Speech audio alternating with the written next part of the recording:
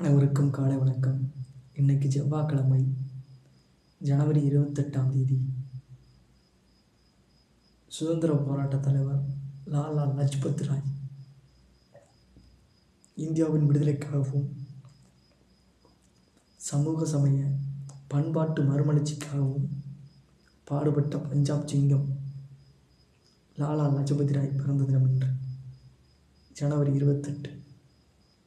பஞ்சாபில் 1865 பிறந்தவர்.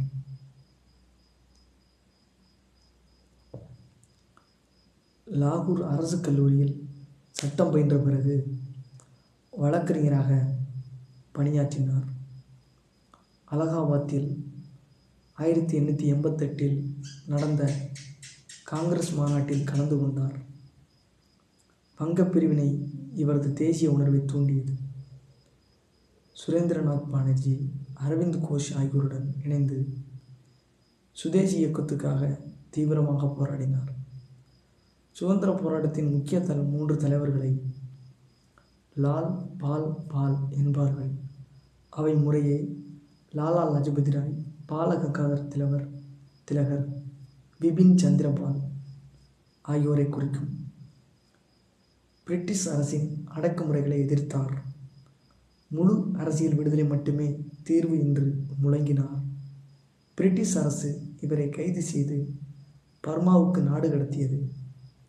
இதை எதிர்த்து நாடே கொந்தளித்தது. 6 மாதங்களில் விடுதலையானார். அரசியலமைப்பு சீர்திருத்தங்கள் பற்றி கருத்து தெரிவிக்க இங்கிலாந்துக்கு அனுப்பப்பட்ட குழுவில் அங்கம் வகித்தார். இந்திய home league society of America என்ற அமைப்பை உருவாக்கினார்.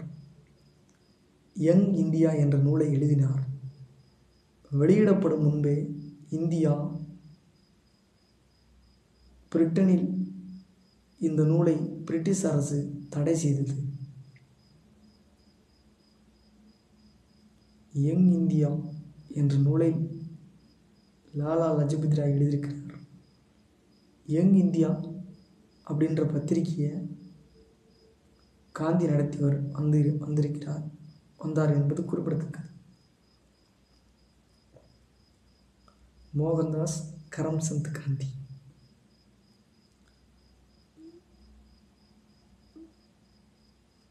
இந்த நூலை எழுதி வெளிவரதுக்கு முன்னாடியே பிரிட்டிஷ் அரசு தடை செய்து அன்ஹாப்பி இந்தியா என்ற நூல் ஆங்கிலேயர் ஆட்சியால் துன்புறுத்தும் இந்தியர்கள் நிலையை படம் பிடித்து காட்டியது. அரசியலமைப்பு சீர்திருத்தங்கள் பற்றி கருத்து தெரிவிக்க இங்கிலாந்துக்கு அனுப்பப்பட்ட குழுவில் அங்கம் வகித்தார். இந்திய home league society of America என்ற அமைப்பை நிறுவினார். இந்தியா, பிரிட்டனில் இந்த நூலை யங் இந்தியாவை தடை செய்கிறாங்க வெளிவரதுக்கு முன்னாடியே. அன்ஹாப்பி இந்தியா அப்படின்ற ஒரு நூலை லாலா லஜபதி ராய் எழுதுகிறாரு. அது ஆங்கிலேயர்களால் இந்தியர்கள் துன்புறுத்தப்படும் நிலையை படம் பிடித்து காட்டுது. காந்தியடிகளின் ஒத்துழையாமை இயக்கத்தில் ஈடுபாடு கொண்டார். பஞ்சாபில் ஒத்துழையாமை இயக்கத்தை வெற்றிகரமாக நடத்தினார். இதற்காக 18 மாதம் சிறை சென்றார். ஒத்துழையாமை இயக்கத்தை காந்திஜி கைவிட்டதால் சுயராஜ்ய கட்சியில் சேர்ந்தார். முதலில் பிரம்ம சமாஜத்தில் சேர்ந்தார். பிறகு ஆரிய சமாஜத்தில் சேர்ந்தார். ஆரிய சமாஜம் பிறந்தது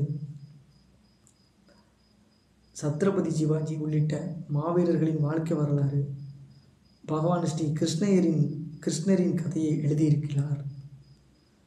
ஒரே மொழிதான் நாட்டின் ஒருமைப்பாட்டை கட்டி காக்கும் என்று கூறியவர். இந்தியை தேசிய மொழியாக்க பலமுறை மேற்கொண்டார். அரசியலமைப்பு